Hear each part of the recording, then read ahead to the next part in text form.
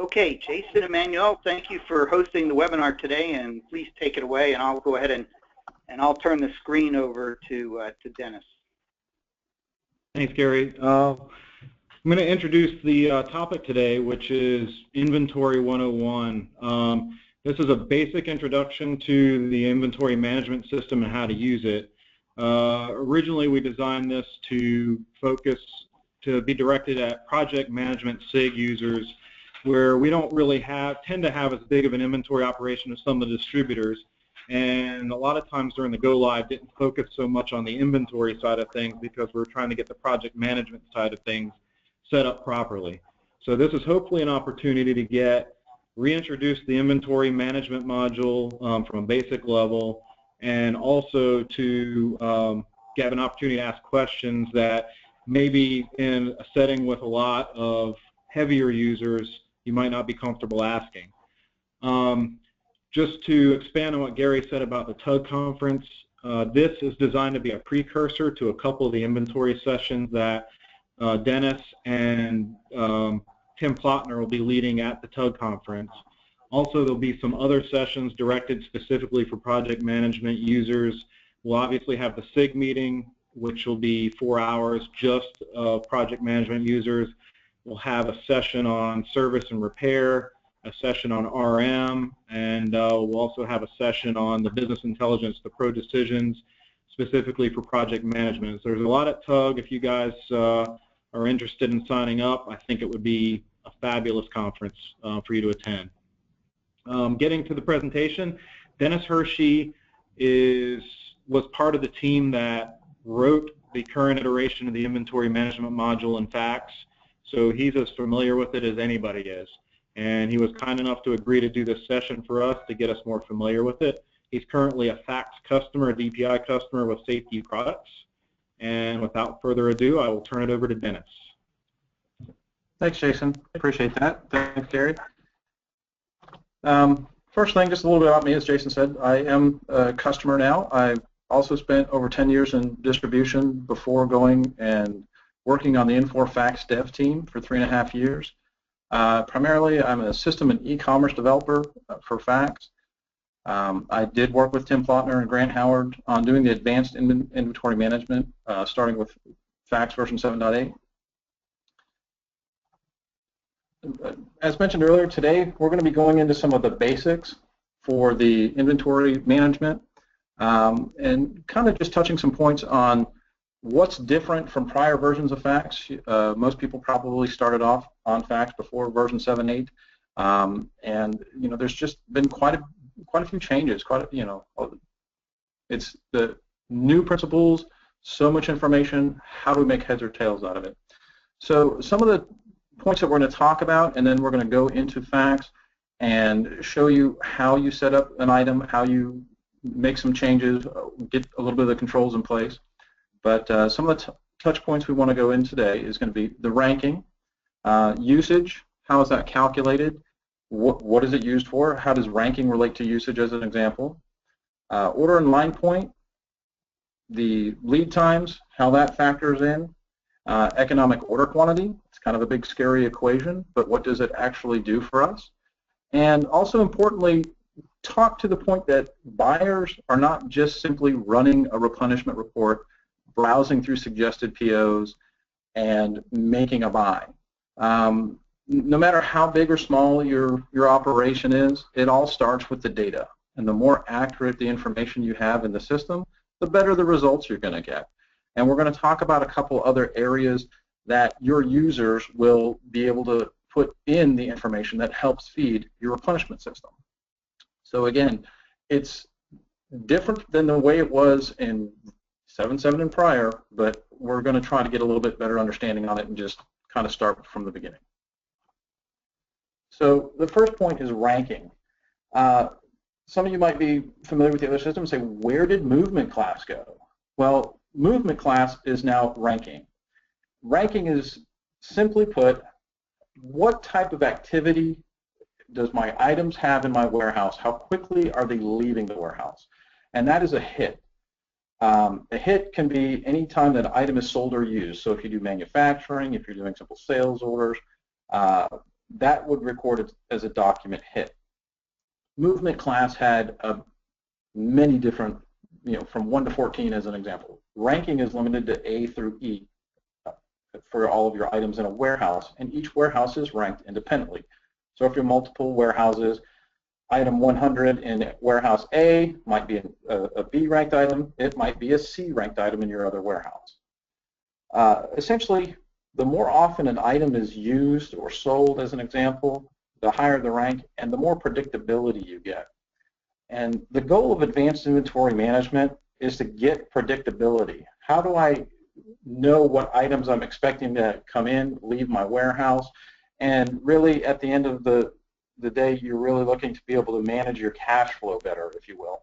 It kind of gives you, you know what's going to be going in and out of your warehouse over time as the system learns more. And an example here is safety stock. So the more predictable an item, the reverse is what might be expected. You actually need less safety stock. You know how your supplier is performing to get the items to you. You don't need to have as much overhead on your shelf, as an example. The next point is usage. And again, that's basically when the item is sold or used from your warehouse. In prior versions, there was a 30-day bucket.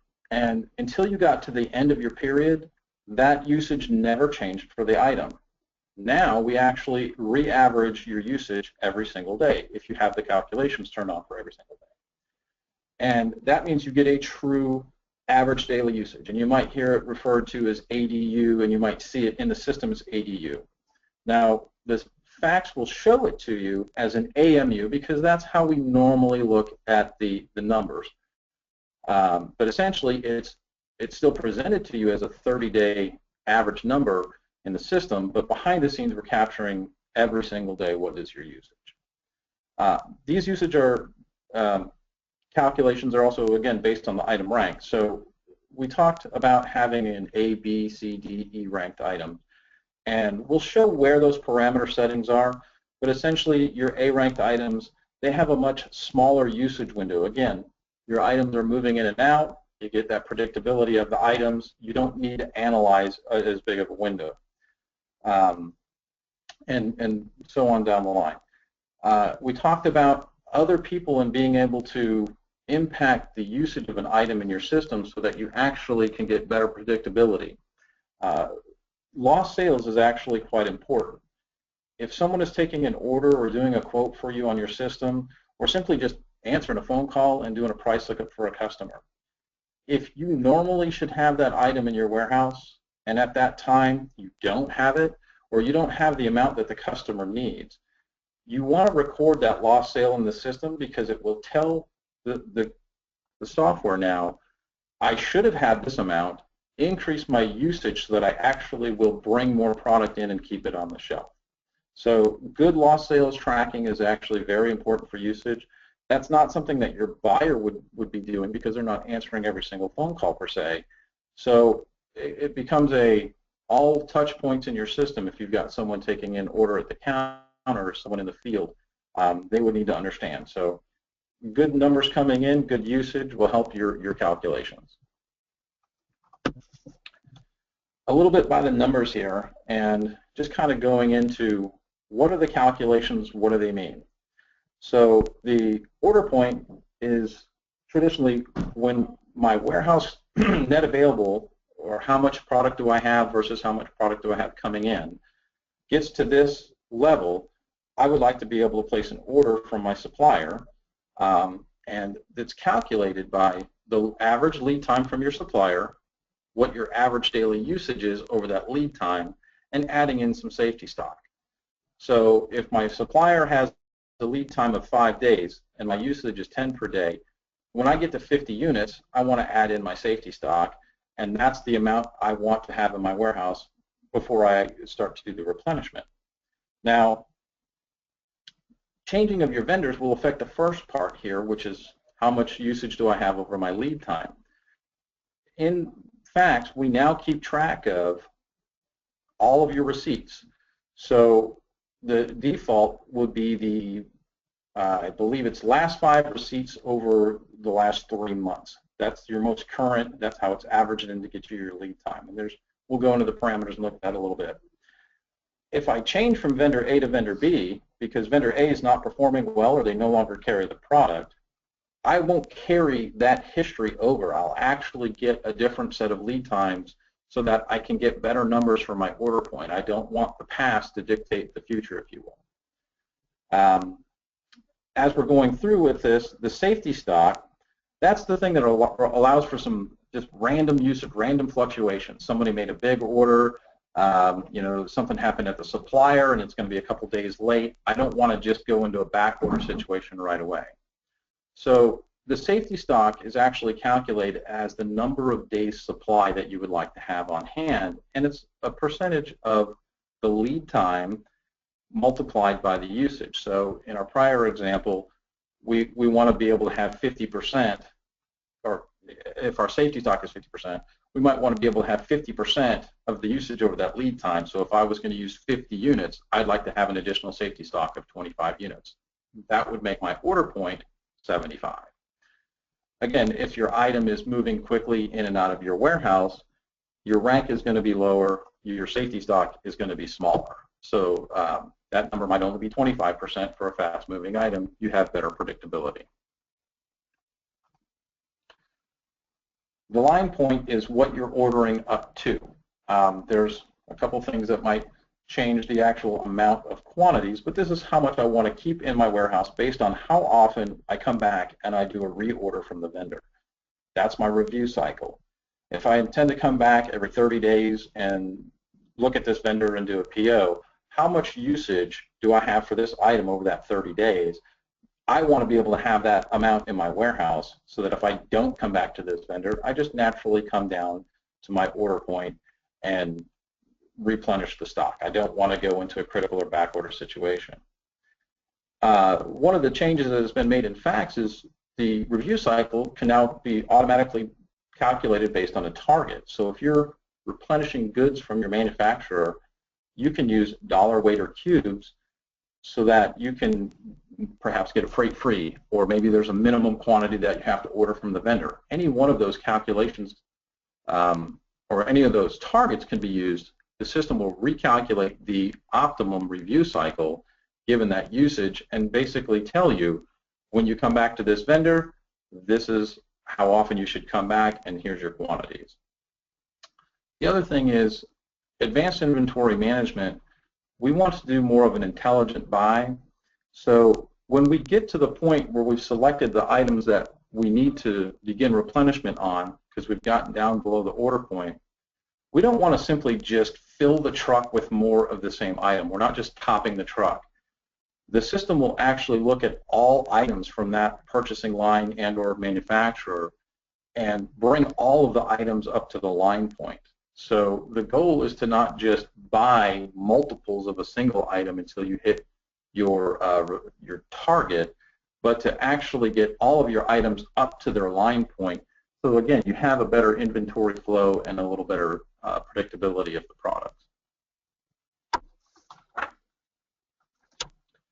So how much to buy. And we just talked about bringing everything up to the line point, keeping everything in sync with each other so that your review cycle becomes a little bit more consistent. You're not doing buys once a week when you actually wanted to do 2-week buys. Some of the things that affect how much to buy would be your rounding. For example, you might carry the product at the box quantity, but your vendor requires you to buy it from the case, and you might round up to the next case quantities. We're going to show how you can actually configure that rounding so that you can order in multiple cases. So I would like to order in 5 case quantities as an example. The EOQ, and again, the big long scary equation. What does this mean when I have the square root of 24 in my AMU, R cost, K cost? Basically breaking it down, the goal of EOQ is to minimize the costs of keeping the product or the holding costs in your warehouse against and your ordering costs, which is on average how much does it cost my company for that line item to appear on a PO. That's your R cost, is your replenishment cost, the line item on your PO, and your K cost or your carry cost, cost to carry, that's the I'll just say the weight that you put on the product. Large bulky items might have a bigger cost to carry. Expensive items will actually be handled by the cost. But you can put igloo coolers as an example. They are filled with air. They take up a lot of space in our warehouse. We don't want to just order a whole bunch of those. So we might give them a little bit higher cost to carry, which would bring down the EOQ. And again, the EOQ actually allows you to have some bounds. How much days supply do I want to carry in my warehouse? Just because the numbers say I should order, 10,000 of these widgets, I might only want to have a 60-day supply. So I can have my maximum day supply at 60, and EOQ will stay in balance.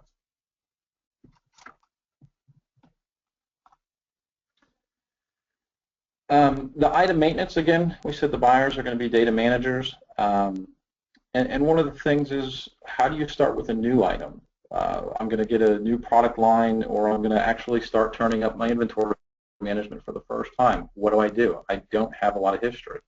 So what we're going to talk to and kind of go through on a guided tour is, if I'm setting up a new item, we have some T-mins, they're threshold minimums, but I would like to establish these as temporary values. They can be used for, again, order point usage, rank, lead times, and the system actually has expiration dates and memos that you put in that just serves as a reminder, but you don't have to go back and remove them. You don't have to remove frozen controls as an example, or a minimum order point quantity. As that date approaches, you're going to get an alert.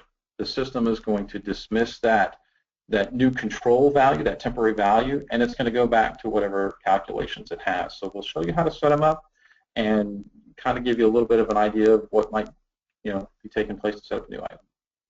And finally, freezing controls. You can freeze controls in certain situations if you know that you don't want the system to recalculate over time. For example, I have to maintain 5 on the shelf of a particular item. I never want to have more than 10. Okay, we can use frozen controls for that particular item. You usually don't want to freeze items for a long period of time just because you don't want to go back and visit them. You should always have it to a point where you go back and revisit that, so you don't get dead stock and just things that accumulate in your warehouse.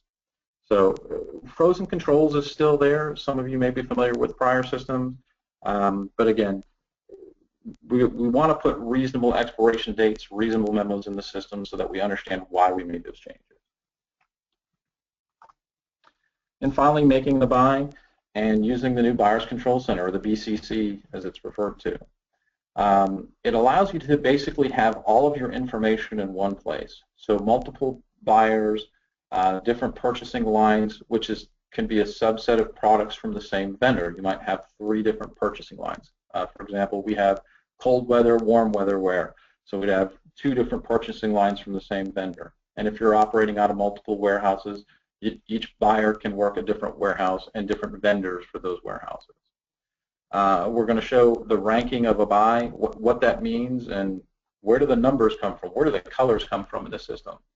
And finally, some different methods for being able to make the buy and work either in or out of the Buyer's Control Center. There's been some new enhancements that are coming out for the version 9.0 that we'll talk to, and just give you an idea of how you can actually work outside of the system and work offline. So that's this part of the presentation. And to go into the next part, we talked about, we're just going to do a quick setup of a new item. Hey, Dennis. So, yep. We do have a question coming. This might be a good time to answer it before you get into the demo. Go ahead. Somebody asked what the logic behind counting direct ships as usage is. If you actually if it was a direct ship of an item that you show as replenish in the warehouse, the question would be, did you direct ship it because you didn't have the quantity in the warehouse? Now, you can use usage review and not flag that to update usage. You could also record it as an exceptional sale, which means don't record it as usage. Okay, so you can adjust that on a case-by-case basis if that wasn't the intent.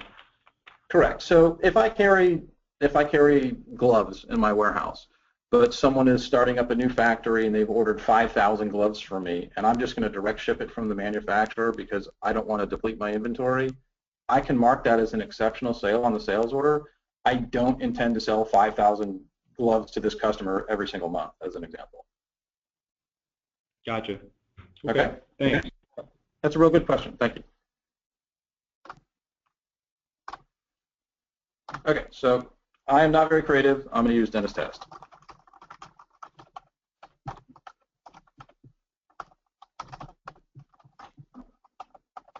I apologize if my keyboard is loud and I'm moving a little bit quickly, but again, I'm just establishing some basic information for this item. And one of the key points is whenever you're creating your item, and we push this to our purchasing staff all the time, when possible, and hopefully it's absolutely necessary, always enter things and using all of the different units of measure for the item. Make sure that you get the smallest in there first. We hear it time again, oh, we always sell these by the dozen. Okay, even if it's eggs, you don't always sell them by the dozen. Chances are you get more than that, so you should always start off with an each or a pair or whatever your smallest unit is.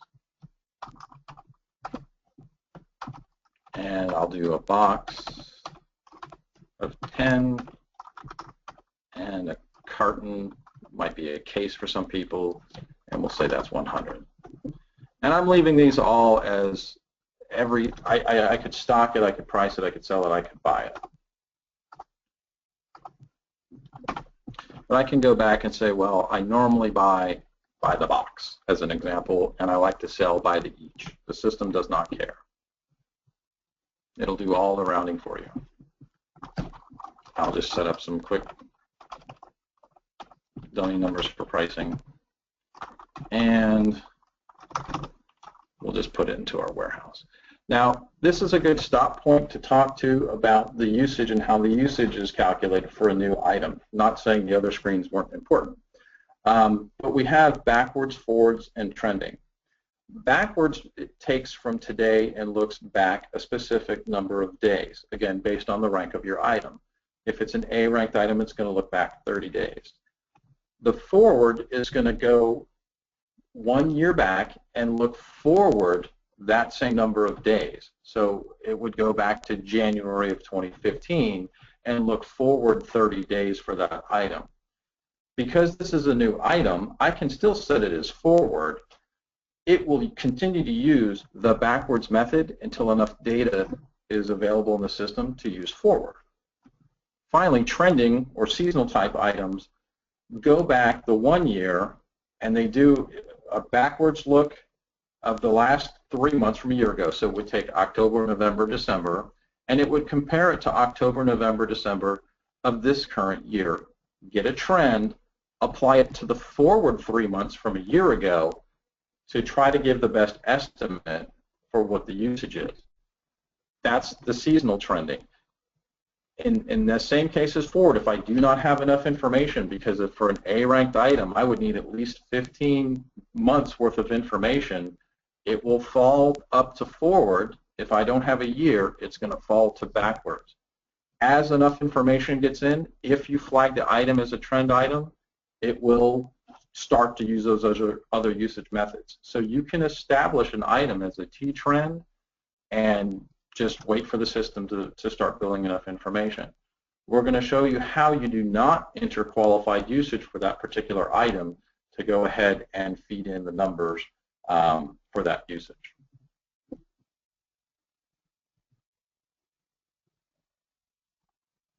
Okay, so we've created that item. And now we're going to go into our warehouse. And the screen of a lot of information, if you will, here. So we have quite a bit on this screen, and this is where you can go and make your adjustments for a particular item one at a time. What we're talking about is we've got, again, we've got our frozen controls here for our usage methods, frozen controls for lead time, safety stock, but you can see the system already brought in some numbers. And it brings this in from the replenishment parameters, and we'll go into that in just a second. because I wanted to talk a little bit more on just setting up this new item, because I already have an idea of what I expect this item and how I expect it to perform when it comes out.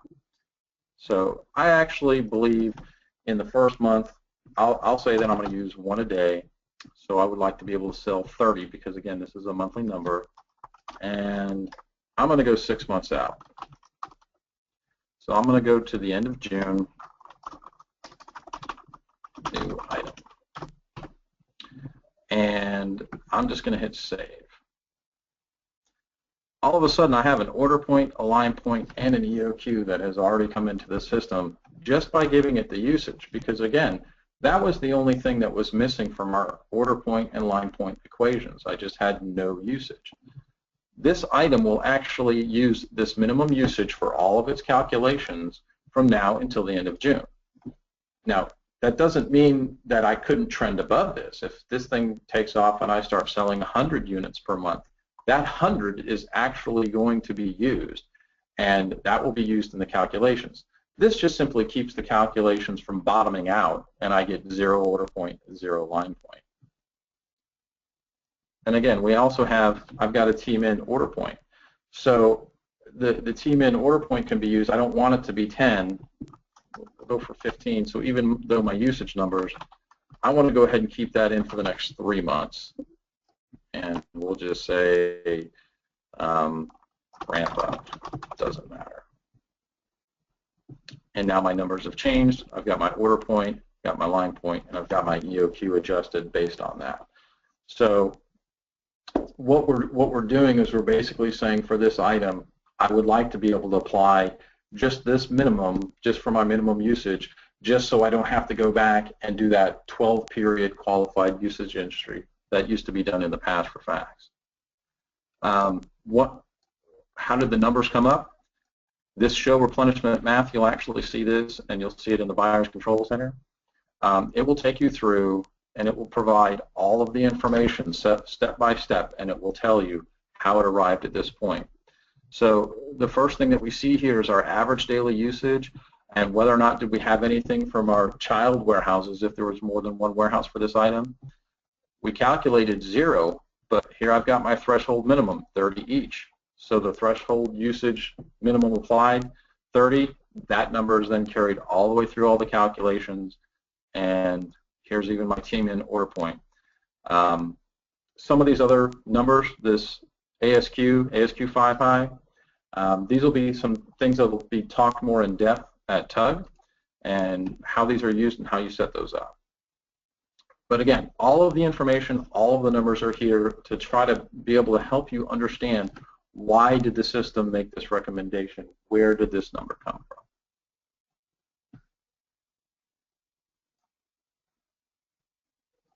So now I've got this item in my system. Now I may have also even had other items in the system that will show up on my Buyer's Control Center. So here we are on the Buyer's Control Center. We can do recalculate all, and it comes back with the numbers. And I know that that one was on vendor V102. So it comes in, and oh look, it already knows I need to go ahead and make a buy for this item. Now, notice it shows 4.5 boxes here. Well, that's not really how I'm going to be able to buy this from the vendor. So one of the things I might be able to do, make a quick jump into my replenishment parameter maintenance.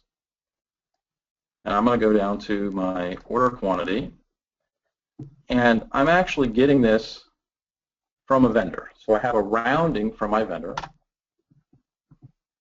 And I actually want to go to the next 2 cartons.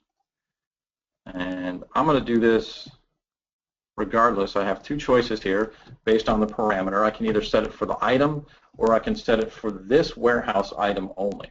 If I set it at this level, wherever this item is used, it could be in 3 other warehouses, this rounding would apply. When possible, you always want to use the higher scope. So this would be the higher scope. I'll hit apply, and you'll notice it's got a little check mark over here. I'll hit save. Yes, because I'm not doing it at the company level. When I come out, I can simply click my recalculate button. Now all of a sudden we have 20 each, or 20. We've upped the number. When I come down, because we've got the cartons, remember I should say I was rounding to the 2 cartons, so we've jumped to the 20 boxes. So it came all the way through, knew that the original line point was 45, but it saw the effective rounding of 2 cartons, and it says go ahead and use the 200 each. Based on my usage numbers, the other thing that's important, we talked about EOQ and the big scary equation here. Here's where my minimum and maximum days supply come into play. So it calculated, based on all of my numbers, an EOQ of 35. It fell below the line point. So here's where it's comparing line point to EOQ, and it will tell you up to line point selected. If the line point number was lower, it would actually select, it could tell you, I'm going to select the EOQ. It will still apply the rounding after the EOQ. So the rounding always happens last. This is the best way that you can make sure that you're getting the proper quantities from your vendor, the quantities the vendor can ship to you most easily. Now, let's see here. I'll go ahead and open Excel, because we said that we wanted to show you how you could do this. We actually have this option to export all current contents to Excel in the grid now, and an import quantities from Excel. First thing I'm going to do is I'm going to set all of these buys to no, because I don't want to use necessarily the numbers that are over here. I'm going to export the quantities to Excel.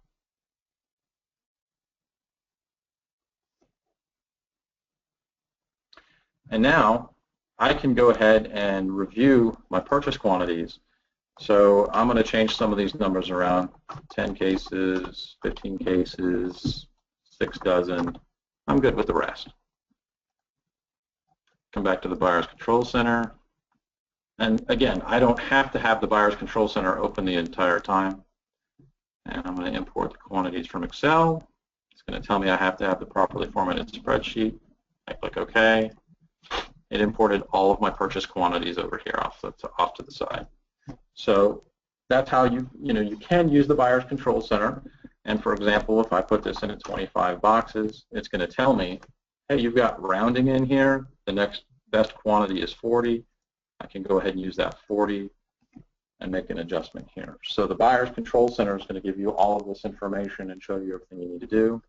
And for any single one of the items that's in your list here, you can always go out and you can get the whole show math that will actually give you all of the information. When I'm satisfied, I can simply just click Create the PO, create my document.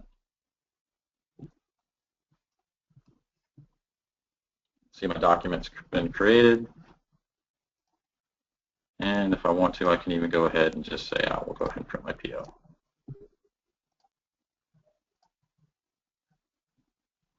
I'm back to the Buyer's Control Center, and vendor V102, if I recalculate that line, pretty much shouldn't have hardly anything left in it to do. And again, this is based off of the items that I selected to say buy, yes or no, when I brought the items back in from Excel. So that was kind of a quick bullet blast, if you will, of I took an item from nothing, and I went ahead and I just created the PO from the Buyer's Control Center. The other way that you could actually utilize this is if I wanted to, I'm setting up a new vendor, I'm setting up a new line for the first time, I can include all the items above line point. This is basically saying, show me everything that is for this vendor in this line, regardless of if it's ready for purchase or not. So what I would like to do is I can go down and I can make, of course I had to type the wrong number there, I can basically build a PO without having to run a different report and get an item listing. I can export this to Excel. I can work on this offline. I can give this to a different buyer to go out and look at it. It's just another way of you being able to come into the system and build a PO, if you will, just handle your items.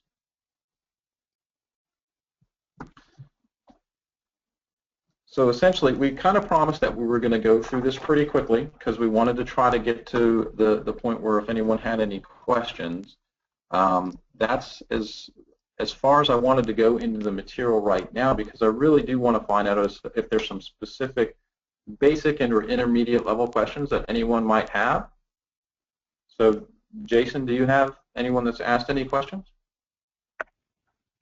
I have one question in the queue right now. Okay. And not being as familiar with inventory module as some, I don't know how much sense it makes to me, but hopefully it makes sense to you. Do adjustments count as hits? Hits being in quotation marks. No, adjustments do not. And the reason being, you can do a sale, but as an adjustment type, but it is not the same as a normal sales order. And there is, I'm trying to just think if it's in there. There's the AIM guide that should be available to everyone. It should have a talking point of what quantifies as a hit. And I know an adjustment is not a hit, and I will also say that back orders do not count as a hit. So if someone orders 20 of a particular item from you and you ship 5 on invoice 1, 10 on invoice 2, and the remaining 5 on invoice 3, you still only have one hit. So the hit is at the document level for a sales order, not at the invoice level. Okay. Got another question. Question is, where or how do you set up a dollar target amount for a vendor? Good question.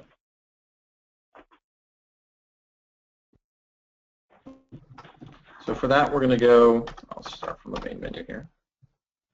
Inventory control, file maintenances, and we've got a review cycle set up. I go in, I select my warehouse, and ARPs. ARPs stand for Approved Replenishment Path. This is in the warehouse item file maintenance. Do I have this item set to come from the vendor, or do I have it set to be transferred from another warehouse? This in warehouse item file maintenance would say direct, and this would be another warehouse.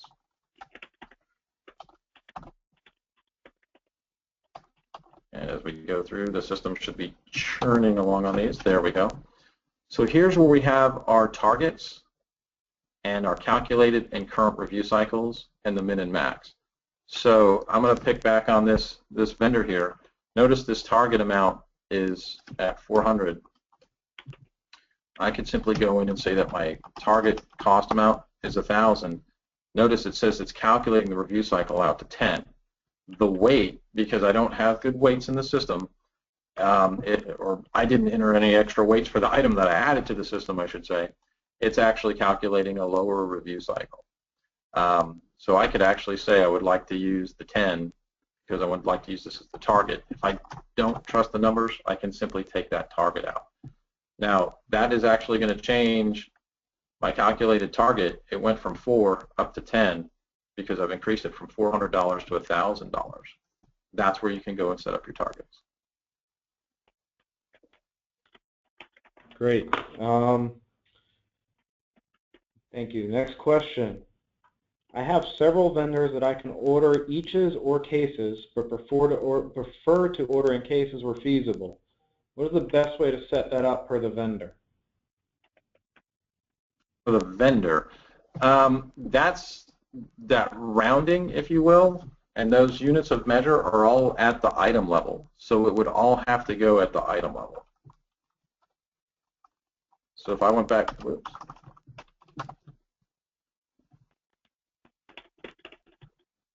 When I went into my replenishment parameter maintenance, I don't get an option, and I have to have an item in the system. But for my order quantity, when I'm doing my rounding, and again, that's the example I gave here for this carton. If we equate that to case, I always want to do it in the next case quantity. I don't have a different scope where I can choose it from the vendor. So it would be an item-by-item basis. Now, you can set this up. There's a different way to do this in offline mode. So if you had a lot of adjustments, and I'm going to say there's a way, but now I have to remember if it's there.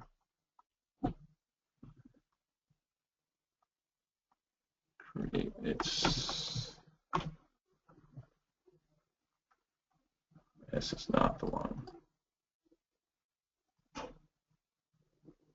Here we go. You can export items from your warehouse to Excel and get a lot of information to be able to set up your line points, your order points, your frozen values. I don't remember if the, I'll just run it real quick, see, I haven't run it on this demo.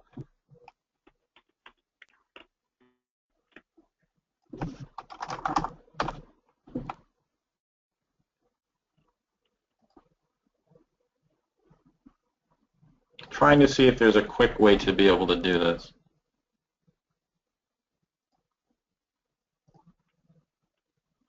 So it created this spreadsheet.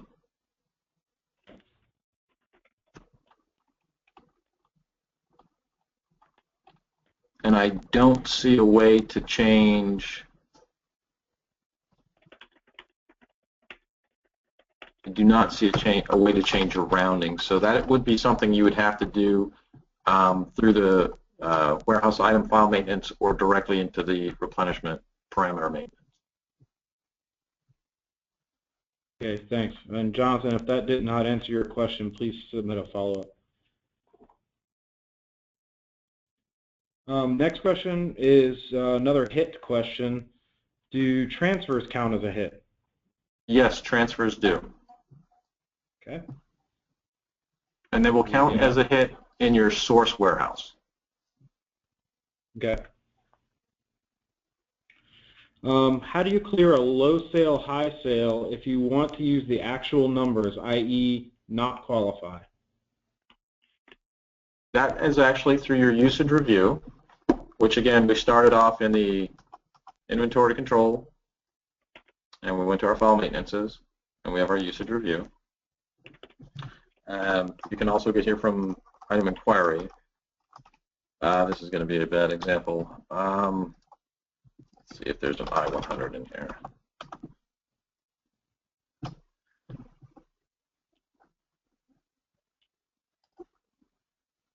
Okay. For example, I come in here, and it's really not whether it's a high or low as much as do I want to ignore the usage, or is it an exceptional sale as an example? Because here's where my actual and qualified usage drill down, it actually goes all the way to the document level. So I've got my actual usage. If I adjust my qualified usage down to 5, this item will now have this summary for these 2 invoices will be 15. It will not be 10 because it's going to use the qualified usage. If I wanted to just go ahead and reset it, I come back into qualified usage and I say use the same as actual. Okay. And I don't know. This would be for an order like you were, I guess, in your glove example, right, where you had 5,000 and you didn't want to count Correct. it in your reorder calculation. Okay. And notice I can't simply just take my qualified usage and jump it up to a higher number. So if I actually wanted to record other usage, lost sale entry is actually available as a right-click throughout the system. So I was on my I-100. I can actually enter a lost sale for 11, 20, 2015, customer C100. I was on I-100. So now I've got to the point, we said that there was that 5,000. If I expected that to happen, I would go ahead and enter this as a loss, and I didn't get the sale because I didn't have the quantity on hand. I could enter this in. So maybe a more reasonable number would be to add an additional 50 in here. And you've got your different reason codes. So it's currently out of stock. I can also add notes into here. You could use your lost sale review to come back and see these different numbers. If I save, I would have to refresh. Whoops. There we go. Now I've got my lost sale in there. In that case of the 5,000, if that really wasn't, this is how you actually, remember I called it an exceptional sale in order entry? This is how you can actually ignore the usage. So just by turning this update usage off, I've taken this particular line item out. So this 10 will not be used in my usage calculations. Okay. Have somebody that says they're on 7.6 and wanted to know if there's an easy way to bring the replenishment data forward when they upgrade to 7.9. I guess I would ask the question. I'm not sure what replenishment data they're talking about bringing forward. I know usage is rebuilt, order point and line point are automatically recalculated, and I believe the frozen values can be brought forward. And review cycles are also brought forward. Okay. So I guess I would need to know what are they concerned isn't going to come forward would be the follow-up question. Gotcha.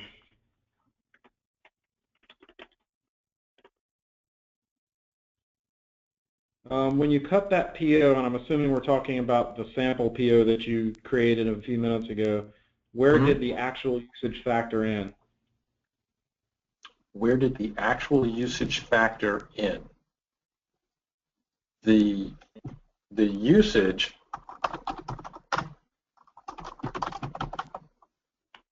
so if I was to just pick someone and go back into that vendor,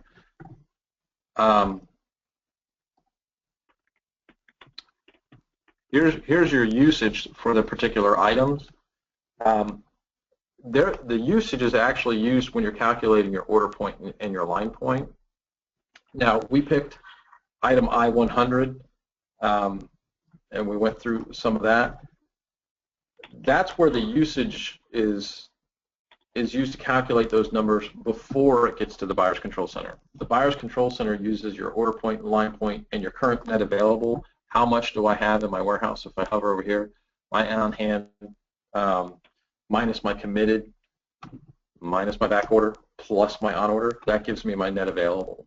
So the usage number has already been used to calculate the order point and the line point, compares it to how much do I currently have in my warehouse to give me my recommended purchase amount. Makes sense. Okay. And is there a way to hide cells when working in the warehouse item setting spreadsheet? So I guess talking about this big monster over here? Yeah. Yeah. Basically, if you use this quick navigation, you can move around. I believe this is frozen, like you can't edit and say I would like to hide these columns and so on and so forth. You know, the spreadsheet is protected. It's to keep everything in the proper order. The short answer is no. The way that you would like to be able to move around is if, again, we're talking about the usage, I want to adjust my usage method, see my current monthly, maybe even apply a team in, and be able to put that value in. Just use this little bookmarks up here to be able to navigate where you want to go.